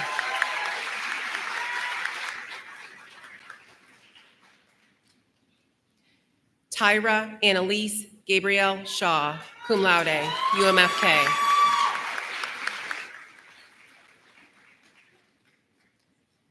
Ashley Jillian Inman, magna cum laude, UMFK.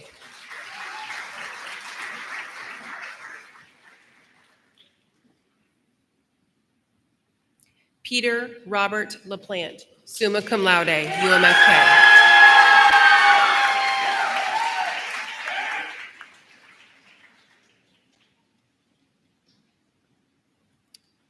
I'd also like to mention Brianna J. DeLong is receiving today the Outstanding Accelerated Nursing Student Award.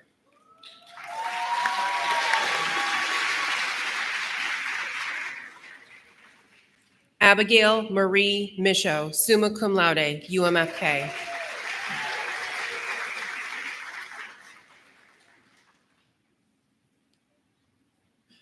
Renee Cropley, magna cum laude, UMFK.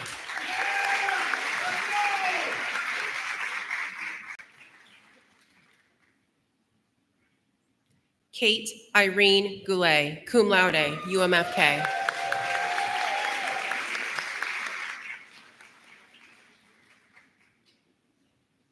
Cassidy Marie Spencer, cum laude, UMFK.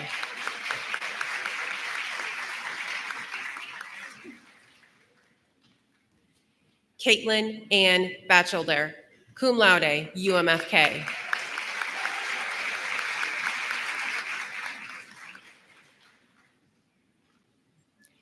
Abigail Lynn Hooper, summa cum laude, UMFK.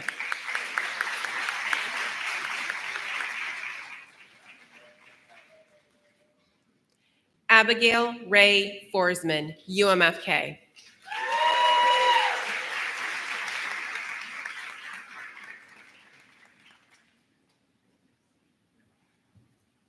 Will the candidates for the degree of Bachelor of Science in Physical Education please rise and come forward?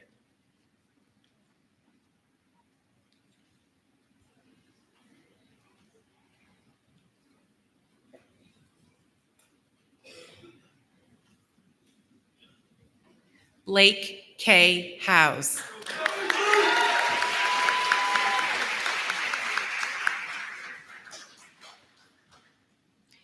Dylan Jacob Marrero, cum laude.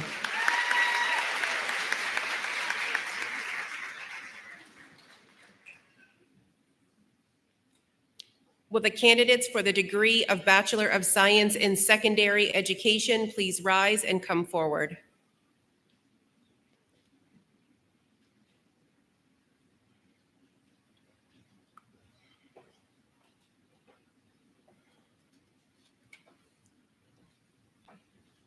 Emily Crystal Boone, summa cum laude.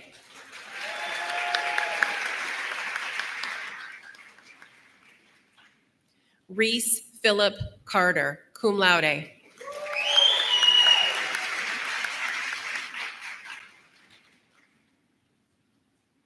Casey Joe Chapman, cum laude.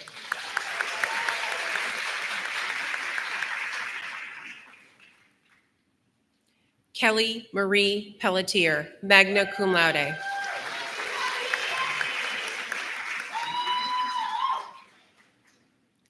Paul Stanley Tardy, summa cum laude.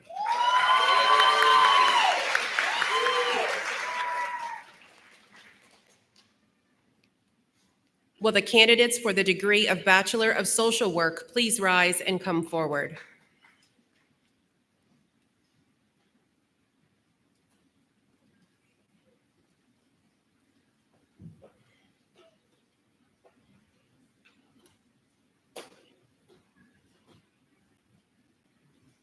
Marissa Renee Mahalka, magna cum laude.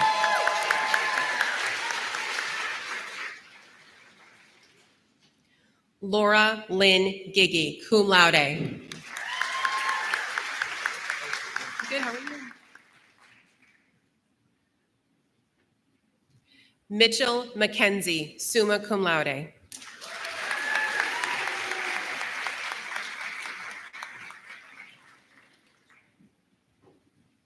Will the candidates for the degree of Associate of Arts in Applied Art please rise and come forward?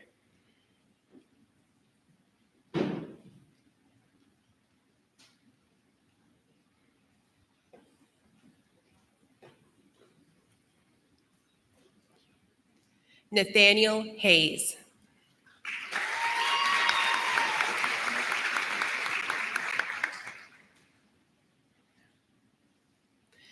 Emiko Peck, cum laude.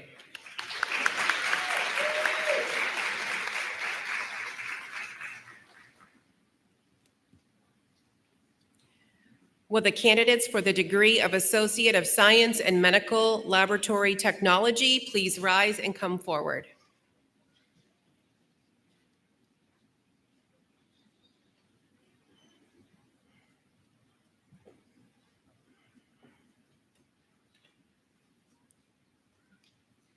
Chad Logan Bonte.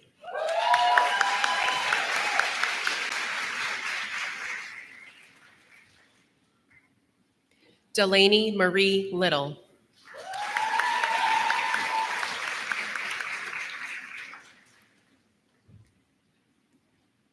Melissa D. Hilligoss.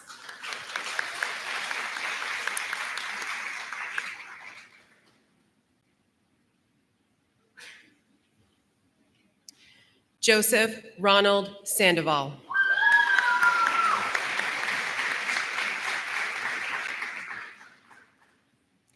Will the candidates for the degree of Associate of Science and Physical Therapist Assistant please rise and come forward?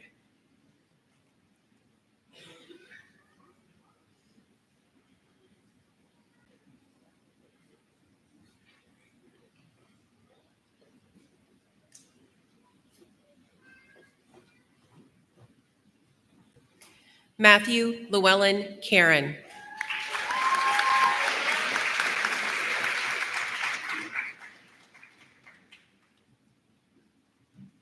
Kristen Barbara Harding.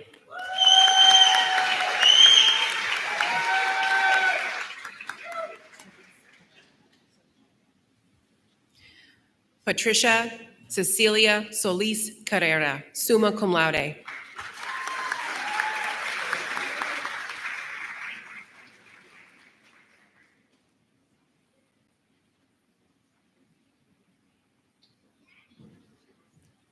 Kobe Allen West.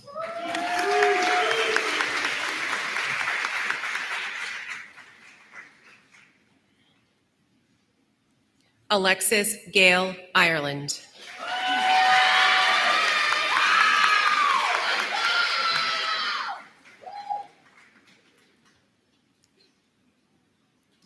Cami Ray King.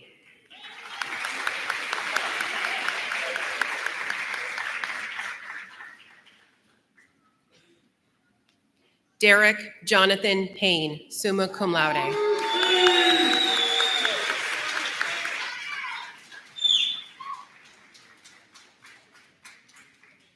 Charlie Paul Melick, summa cum laude.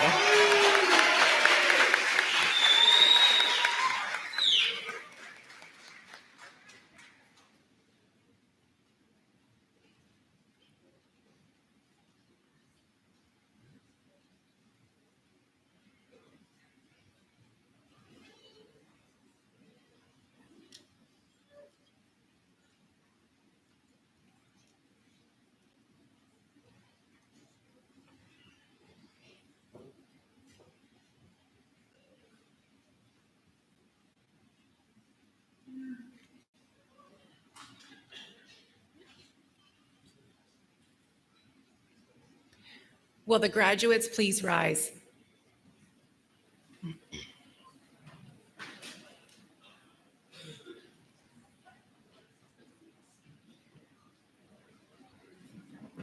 President Rice, I have the honor to present our students who have been judged by the faculty of the University of Maine at Presque and the University of Maine at Fort Kent. Master of Arts, Bachelor of Applied Science, Bachelor of Arts, Bachelor of Fine Arts, Bachelor of Liberal Studies, Bachelor of Science, Bachelor of Social Work, Associate of Arts, Associate of Science.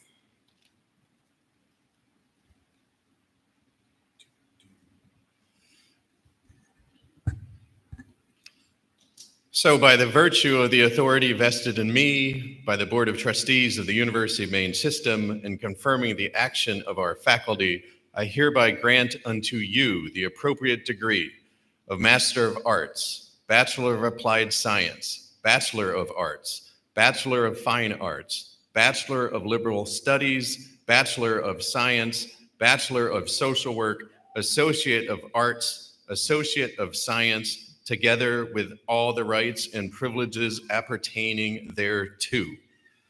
You may now move your tassels from the right side of your caps to the left, signifying you are now college graduates. Congratulations.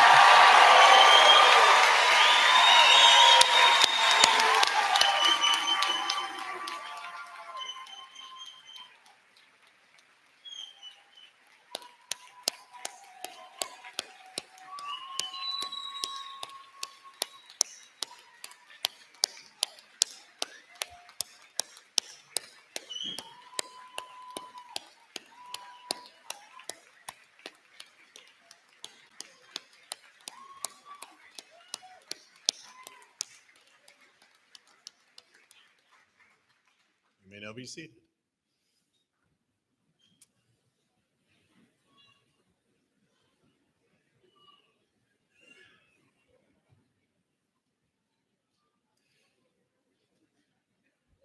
So I'd now like to take a moment to focus on the many students who couldn't be with us today to march across this stage. Almost 200 are with us, 300 are elsewhere across the country and across the world. These are online students or your PACE students or out-of-state students who have already returned home, and all other students who just weren't able to be here in person. To those of you joining us via live stream, congratulations. The past few years have taught us how important it is to honor every single one of our graduates, and that's why we'll be hosting a virtual graduation ceremony to be made available on UMPI's YouTube channel on Saturday, June 15th. This video will recognize all of those graduates who weren't able to attend our in-person event and give them an opportunity to celebrate their accomplishments. You'll likely know a videographer in the crowd today. Well, he's standing right there by the end of the platform today, capturing graduation moments. He's going to help us capture a special moment right now that we're creating especially for our virtual graduates in June. In a moment, I'm going to ask all of you, audience members included, to please stand. And then I'll step off this stage or jump off this stage. Everybody gets nervous when I jump off the stage, but it's no big deal. And present a diploma to the camera. Think of the camera as a first-person point of view for our virtual grads, with a cue from our videographer, and I guess it'll be like action, like we're in the movies, right? Okay, cool. I'd ask all of you to provide a robust round of applause for these students. The camera will capture your enthusiasm and celebratory spirit for these virtual grads as our videographer proceeds down the center aisle. My heartfelt thanks to you all for helping our virtual graduates to have just a little bit of the pomp and circumstance that you've just experienced during today's in-person commencement. With that, I'd ask everyone to stand and we'll get the filming started.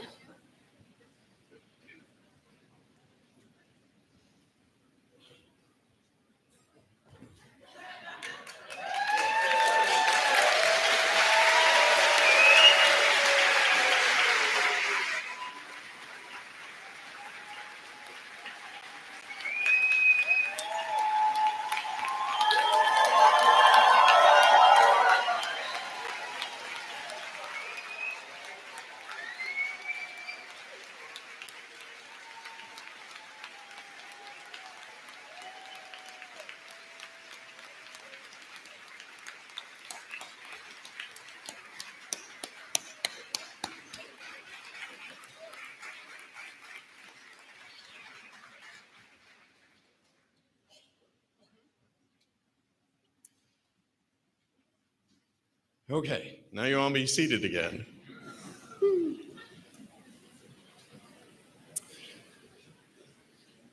So now I would like to introduce our student commencement speaker, Alondra Lopez Aquino. Originally from Los Angeles, California, Alondra has made UMPI her home away from home these past 4 years. An UMPI volleyball player, Alondra made the NAC playoffs for all 3 seasons. Her many interests and accomplishments include the Student Athletic Advisory Committee presidency during her junior and senior years, and being an athletic training work study student where she was promoted to level 2 worker due to her experience and tremendous work ethic. Her numerous awards while on campus include the Al Arman Make a Difference Award and the Donald N. Zillman Character Award, 2 of the most prestigious athletic awards given out each year. She recently received the Civic Engagement and Involvement Award at the Campus Awards ceremony this April, and it is truly my honor to invite Alondra Lopez Aquino, a graduate of the class of 2024, to this podium. Alondra.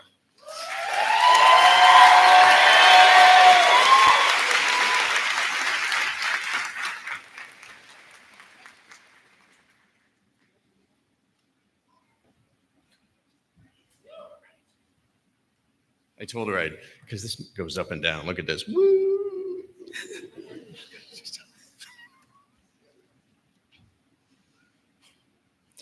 Hello and welcome, family, friends, faculty, and my fellow members of the class of 2024. Congratulations, we made it. I'm incredibly moved, humbled, and honestly, a little terrified to be standing in front of you all today. As some of you may know, I am not from Presque or from Maine. I was born and raised in Los Angeles, California, the second largest city in the United States. Since I've attended UMPI, I have been asked the same question. Why did you come all the way here? My story begins with me committing to play volleyball and enrolling in the psychology program. Prior to this, I had forgotten that Maine was a state, let alone ever hearing of Presque Isle. In retrospect, I definitely should have done a lot more research before full sending, but I decided to commit to the university due to the amazing conversations I had with faculty and staff over Zoom. I was able to continue to play the sport that I loved, and it was far enough away to get some freedom. 2,741 miles, to be exact. As my parents and I prepared for the trek, I was excited, but also anxious. We arrived at the Newark airport with an hour to spare before hopping onto the smallest airplane I had ever ridden in. But I got to ride in first class for the first time, so that was really cool. At the journey's end, I had walked into the smallest airport I had ever seen. Once we collected our bags, we headed to our rental car and drove into town. As we neared Main Street, my dad pointed out everything he saw and insisted that we were in a Hallmark movie. The following day, my parents and I decided to go shopping. We looked up grocery stores near me, and I was both relieved and ecstatic that Presque Isle had a Trader Joe's. I was very disappointed to find out that Trader Joe's was in fact not a Trader Joe's, but a Trader Joe's. As we wrapped up our day, my parents drove me to Merriman, helped me move in, and sadly, we bid our goodbyes. At that moment, I realized that I was not only alone, but that I was scared to be outside of my cultural comfort zone. As I navigated my way through this small town in Aroostook County, I realized that I was among only a few minorities on campus. I had several moments of self-doubt, anxiety, and fear. Despite the cultural boundaries I faced, I learned so much about myself and the world around me with the help of this amazing community. It seemed like everywhere I looked, there was opportunity. Whether it was learning how to ski and ride a bike for the first time, shocking I know, or having the privilege of coaching at the rec center. I never really understood why people said that this place was so special. After all, we are in the middle of nowhere, but this community, my friends, my mentors, are what makes this place so special. After interviewing several of my good friends about what they had learned about themselves while attending UMPI, I gathered that UMPI is not only a place of opportunity, but a place where no matter your circumstance, through all the sacrifices, it manages to somehow give you exactly what you need to be stronger. As we prepare to take flight and embark on our journeys, seek out opportunities, be grateful for all victories, big or small.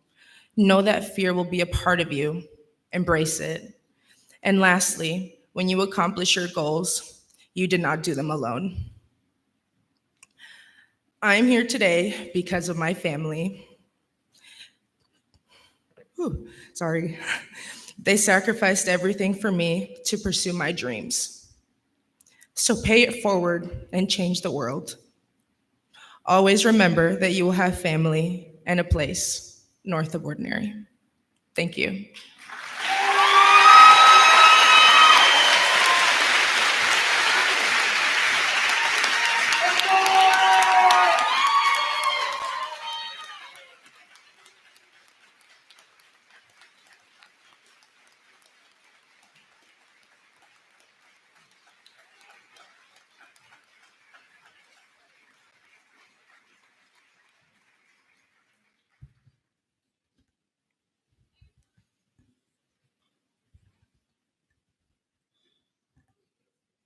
To be clear, Trader Joe's is a nice store, so. At this time, I am pleased to introduce Kim Jones, a 1997 graduate of this institution, associate professor of business, and the current vice president of our Alumni Association. Kim.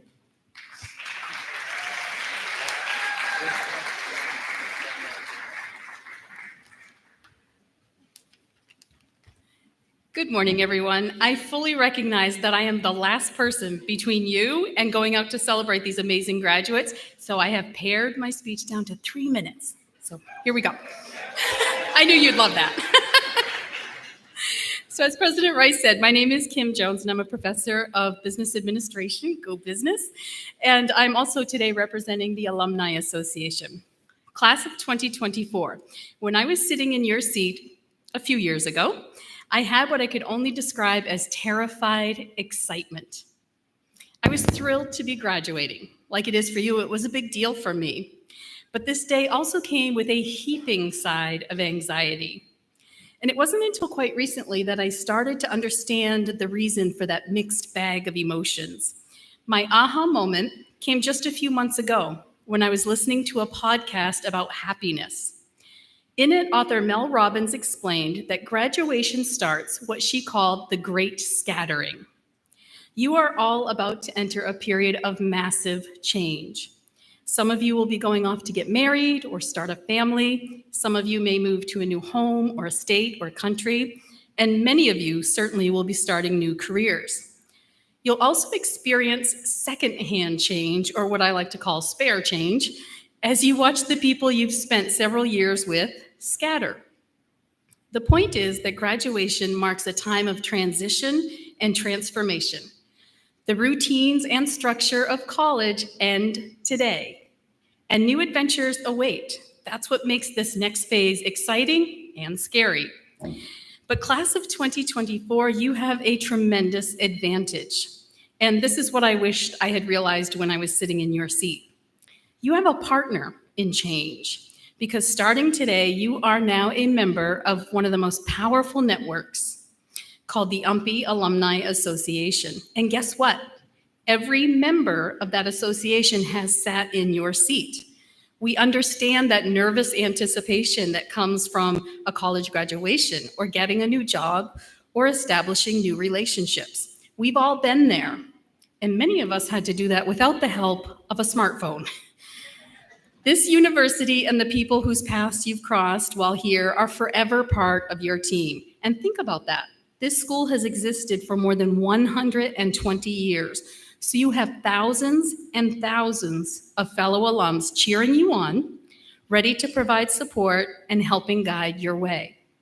So please stay connected to your alumni association, not only for your benefit, but for ours.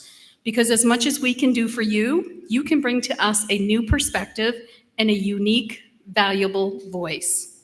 You can also pay it forward as an alum to help the next generation of graduates. And I can tell you firsthand, that's an incredibly rewarding experience. So yes, the great scattering means you'll be going in your own directions. But no matter where your wings take you, you've always got a home at the University of Maine at Presque.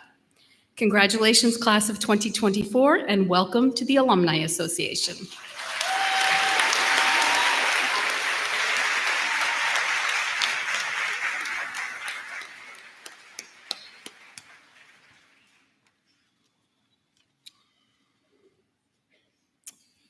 So now comes that moment during commencement that graduates always, or at least ever since Animal House, always look forward to, and that's the tossing of the caps.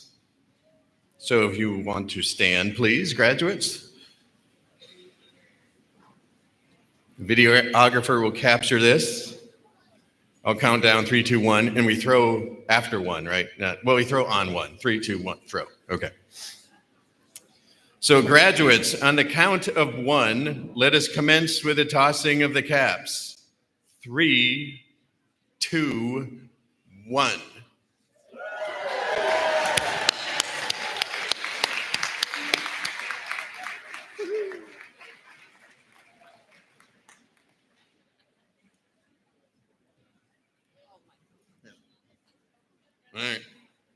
So members of the audience, you can seat just for a little bit, one more moment here.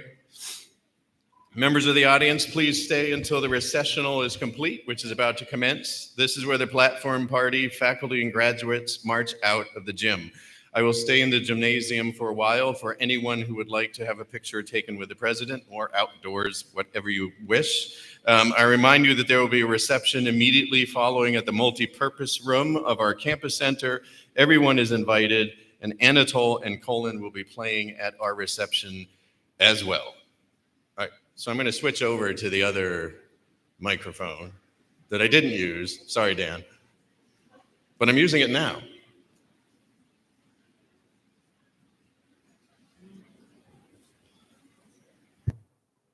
All right, is this working now? Oh, look at that. So I'm putting this on because I haven't had this much hair since I graduated in 1989. But I also have this. Because as you know, this is May the 4th. And I will likely not be president again at a commencement on May the 4th. So you'll see an image here in just a second. I think they're working on it. So in 1977, people stood in line for this movie. I was one of them, 2.5 hours, West Springfield, Massachusetts, like it was a Taylor Swift concert. Like, we wanted to see this movie, every single person. And at the end of this film, the heroes of the rebellion, they've blown up the Death Star, right? They're here arrayed just like the platform party is. Because they are expressing their love for everything that has occurred to save the universe from all the forces of evil and everything bad that could ever happen until the next movie, right? Well, then they'd have to do it all over again. But I'm especially grateful, we are especially grateful for all of you. I'm, by the way, Mark Hamill, the hair, see? I'm Luke Skywalker, right? It was Ken's, but now it's Luke. So, what we want you, wherever your wings, X wings or Y wings, get it? Take you.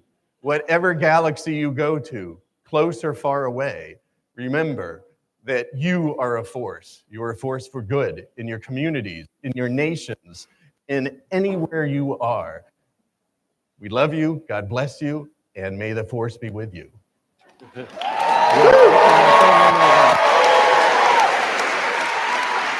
Yeah.